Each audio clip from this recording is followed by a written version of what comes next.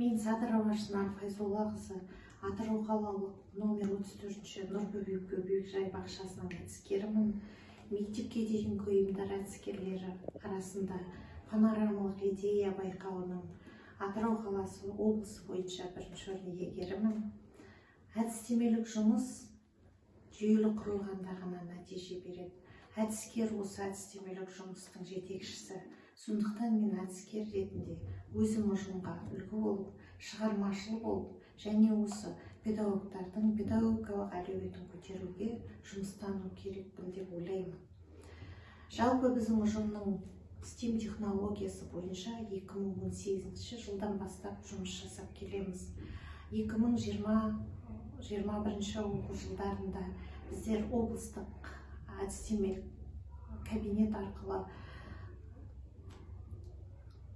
тәжірибелік алаңда жұмыс жасадық. Арнайы біздің бағдарламамыз жасақталуда. STEM технологиясы 6 бағыттан тұрса, соның бізде 5 бағыты бүгінгі таңда қамтылып отыр.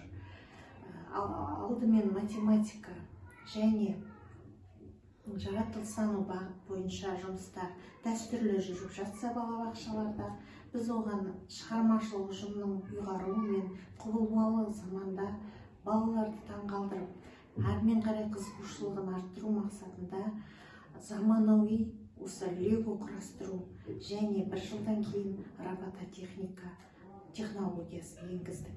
STEM технологиясының 5-ші бағытын Фридрих Фребельдің 14 дидактикалық ойын топтамасымен биылғы оқу жылында 2 топты қамтып, ол топтар осы биылғы оқу жылында жақсы жұмыс жасап, жақсы нәтижемен жұмыс жасап жатыр. Енді барлық осы жұмыстарды, осы панорамалық идеяға ұсынған болатынбыз. Әрине біз күткен жоқпыз, бірінші орын аламыз деп.